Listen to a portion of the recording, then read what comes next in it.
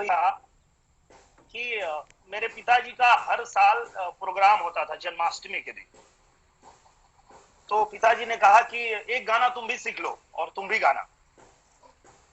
तो ऐसे तो सब गाते रहते हो दिन भर इधर उधर, मैं देखता हूँ तुमको, तो सीख लो ना मेरे स्टेज पे गाना।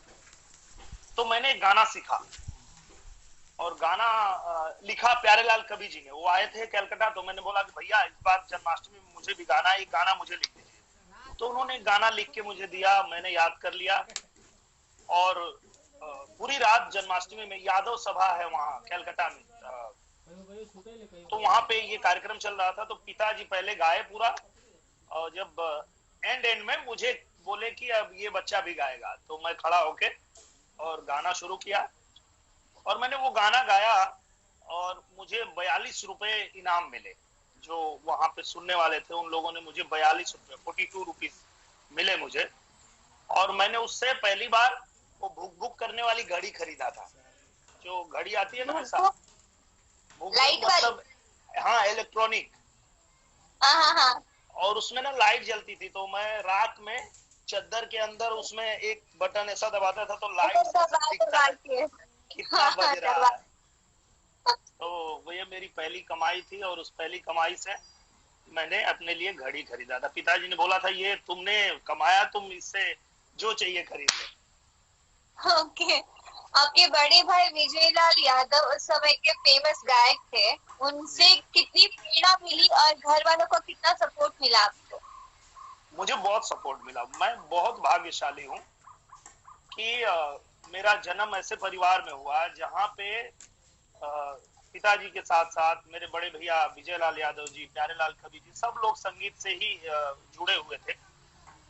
और पिताजी ने, जैसा मैंने बताया, उन्होंने खुद ही मुझे सिखाया गाना कि सीखो और गाओ। उसके बाद कवि जी ने खुद मुझे गाने लिख लिख के दिए। मैं स्कूल में भी उनके लिखे हुए गाने गाता था। तो स्कूल में भी ऐसा होता था कि जैसे रिटेन के अलावा ओरल होता है, मौखिक परीक्षा जिसको बोलते हैं 10 नंबर का। तो वो 10 नंबर के लिए मुझसे कोई भी टीचर ये नहीं पूछता था कि इस प्रश्न का उत्तर दो, बोलते चलो तुम्हें गाना सुना दो। तो मैं गाना सुना देता था और 10 में 10 मिल जाते थे। तो वो रहा। और विजय भैया मेरे लिए मेरे आदर्श हैं।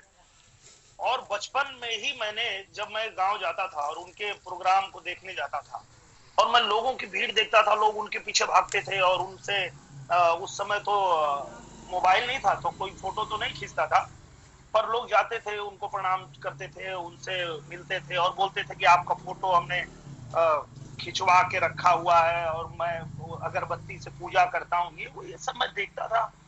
मैं बोलता था कमाल है यार।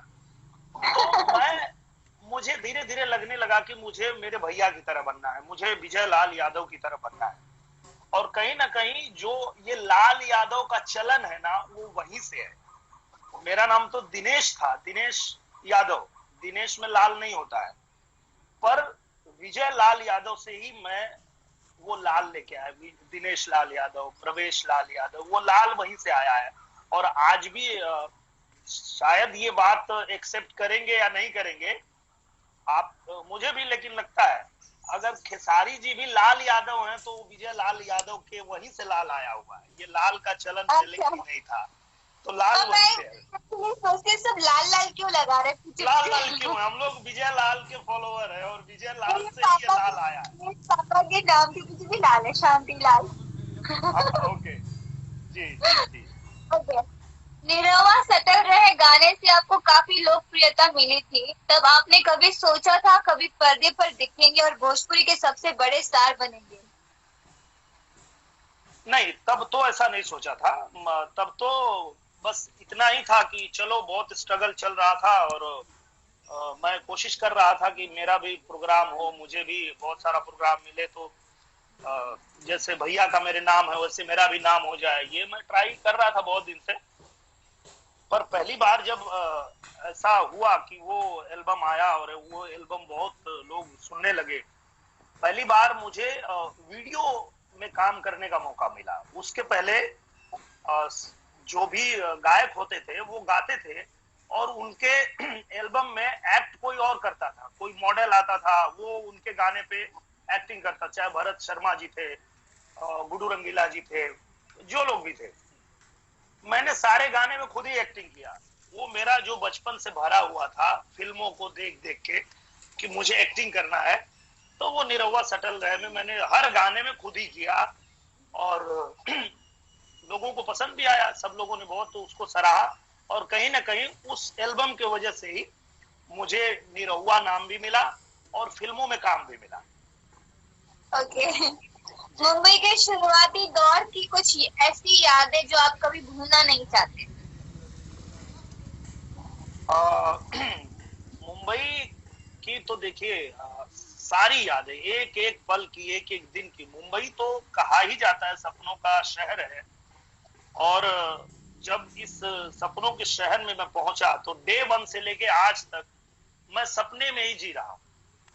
हर दिन मुझे ऐसा लगता है कि मैं सपने में ही हूं, क्योंकि बचपन में फिल्मों से जो लगाव था तो हम लोग करते क्या थे कि अखबार में कलकत्ता में एक अखबार आता था सन्मार्ग, तो सन्मार्ग में हर शुक्रवार को फिल्मों के बारे में कुछ न कुछ लिखा रहता था, वो मैं पढ़ता था और उसमें किसी न किसी हीरो हीरोइन के एड्रेस दिए होते थे, वो मैं लिख लेता था। I know. तो वो जुहू के बारे में, अंधेरी के बारे में, लोखंडवाला के बारे में पढ़ा था बचपन से, पर देखा नहीं था और पर मन में था कि कभी मौका मिला तो हम वहां जाएंगे और देखेंगे कि अंधेरी कहाँ है, जहाँ पे ये हीरोइन सब रहती हैं, ये हीरो लोग रहते हैं, जहाँ फिल्में बनती है।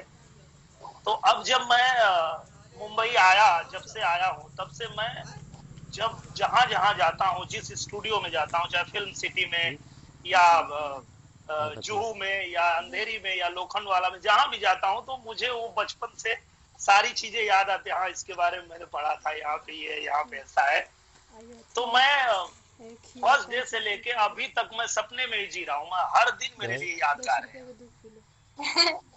शुरुआती दौर में आपकी पांखी जी के साथ काफी हिट हुई थी जोड़ी, कैसी थी ऑन स्क्रीन केमिस्ट्री आपकी उनके साथ? बहुत अच्छी थी और मैंने बहुत कुछ उनसे ही सीखा, पाखी जी से ही सीखा। मैं जब पहली फिल्म उनके साथ किया निरहुआ रिक्शा वाला, तो निरहुआ रिक्शा वाला जब मैं कर रहा था तो मुझे कैमरे का ना ही नॉलेज था, ना ही टेक्निकल, तो नॉलेज जीरो ही था मुझे। क्या, मैं तो एक सिंगर था और मुझे मौका मिला तो मैं काम कर रहा था, पर उन्होंने बहुत सारी बारीकियां मुझे समझाई, मुझे बताया और तो और सबसे अच्छी बात क्या होती है कि जब आप किसी सब्जेक्ट के बारे में आपकी राय क्या है,